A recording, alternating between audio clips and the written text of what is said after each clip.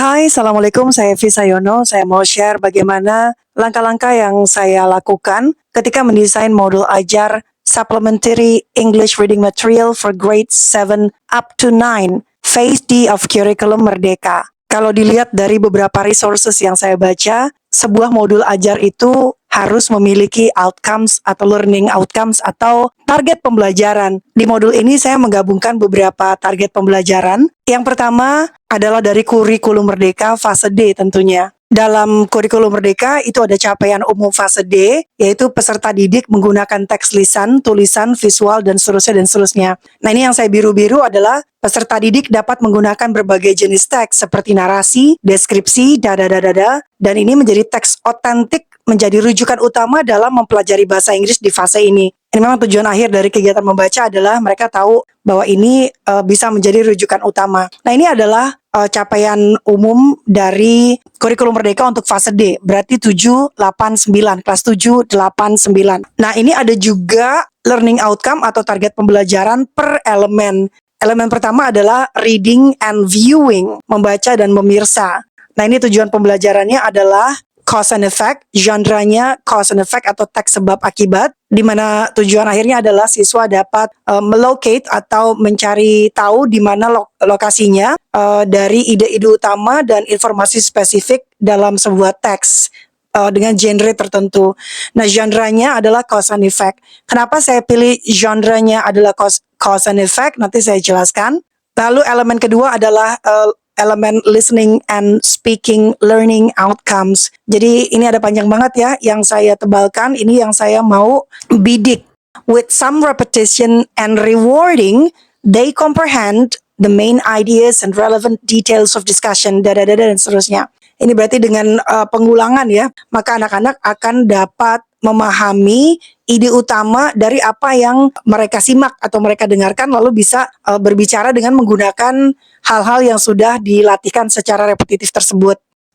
Saya juga mengambil capaian pembelajaran dari pendidikan perubahan iklim untuk fase D. Nah, untuk fase D, bagian penalaran yang dibidik oleh pendidikan perubahan iklim adalah analisis sebab akibat kompleks. Itu kenapa tadi di kurikulum merdeka saya milihnya juga yang genre-nya adalah sebab akibat. Lalu topik yang mau saya bidik adalah perubahan iklim.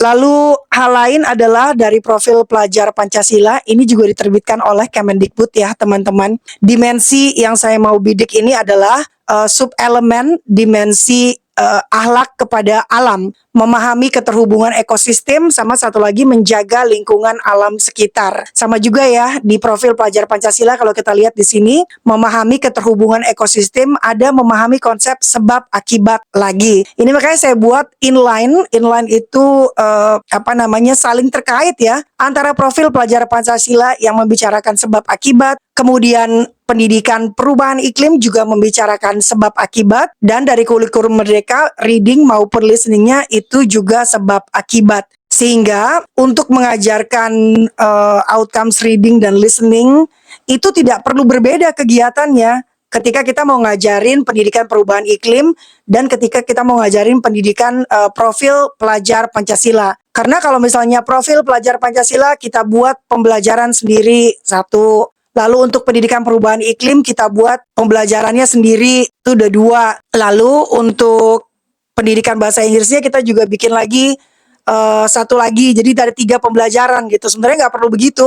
Kita bisa satu ini antara pendidikan perubahan iklim, profil pelajar Pancasila, dan juga apa yang menjadi tagihan dari kurikulum merdeka fase D untuk pelajaran bahasa Inggris. Selanjutnya, untuk mengakomodasi kesiapan belajar siswa yang berbeda-beda, saya membuat materi pembelajarannya itu berdiferensiasi.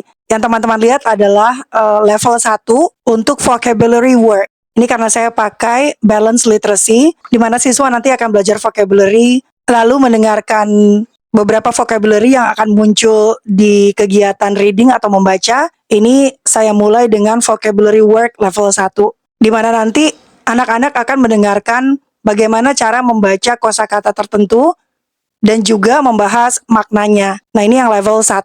Lembar kerja kegiatan vocabulary work atau kosakata itu sama antara level 1 dan level 2. Sama-sama akan membahas makna dan juga cara membaca 16 kosakata Ke-16 kosakata ini nantinya akan muncul di teks atau di reading material. Jadi nanti letak perbedaannya di mana? Ya, letak perbedaannya adalah di recordingnya atau di audio recording yang akan didengarkan oleh anak-anak. Untuk level 1, audio recording kosakata akan dibacakan secara lambat. Sedangkan audio recording untuk vocabulary word level 2 akan dibacakan dengan lebih cepat.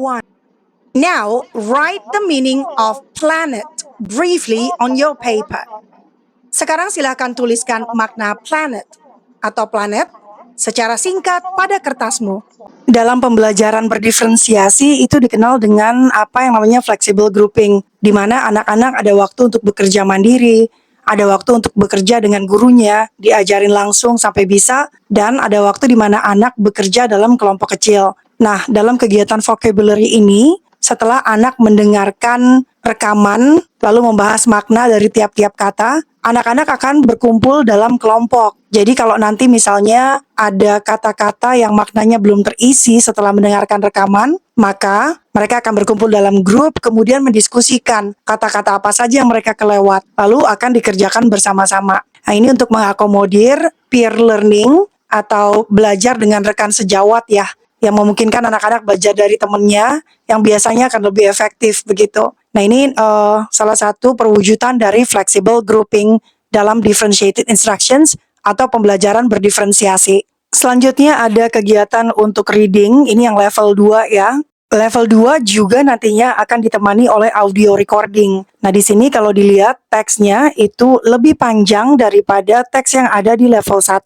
Teks reading untuk level 1 dan level 2, keduanya sama-sama membahas tentang climate change atau perubahan iklim. Dan teks level 1 dan 2 juga mengandung 16 kosakata yang sudah didiskusikan di kegiatan sebelumnya.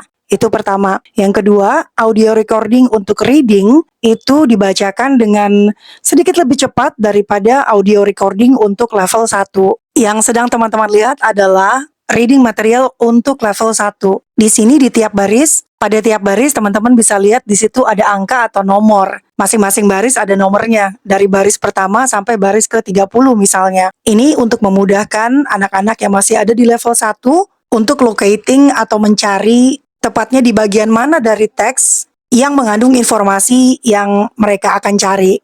Selanjutnya adalah kegiatan merespon bacaan. Kalau di balance literacy setelah membaca, kita akan merespon bacaan supaya anak-anak bisa lebih mudah memahami isi dari teks yang dibaca. Kalau level 1, ini pertanyaannya masih pertanyaan yang menanyakan factual knowledge, makanya dimulai dengan kata what. Lalu juga dikasih tahu di paragraf mana dia bisa menemukan informasi yang dicari, di baris keberapa, dan seterusnya. Pertanyaan 1 sampai 3 sama ya, diberitahu paragraf berapa, baris keberapa. Tapi di pertanyaan keempat, anak-anak mesti mencari tahu sendiri di paragraf berapa ada informasi tersebut, dan juga di baris keberapa. Tapi pertanyaannya masih tetap factual knowledge, diawali dengan what. Baru di pertanyaan terakhir, anak-anak dilatih critical thinking-nya. Karena pertanyaannya menanyakan bagaimana cara anak dapat memperlambat proses perubahan iklim. Ini yang level 2, merespon bacaan juga. Tapi di sini bedanya, anak-anak akan menuliskan sendiri informasi-informasi atau fakta-fakta penting yang bisa ditemukan dalam teks. Baru nanti setelah selesai mengerjakan semua ini, ada pertanyaan terakhir yang akan menanyakan kepada siswa, pertanyaan-pertanyaan yang akan mengasah keterampilan berpikir kritikalnya mereka. Contoh pertanyaannya, after you have found the important facts from the text, think of the ways of how you can slow down the climate changing on Earth. Why do you think we have to do this? Jadi anak-anak ditanya bagaimana caranya kamu dapat memperlambat proses perubahan iklim di bumi. Lalu pertanyaan why-nya adalah mengapa kamu berpikir bahwa penting bagi kita untuk melakukan ini. Jadi tetap ditanyain pertanyaan factual knowledge, namun juga ada satu pertanyaan yang diharapkan dapat mengasah keterampilan berpikir kritis mereka, baik di level 1 maupun di level 2. Jadi selanjutnya masih ada kegiatan writing dan juga kegiatan mempersiapkan presentasi dan produknya. Tapi ini karena terbatasnya waktu, saya nggak bisa jelasin semua.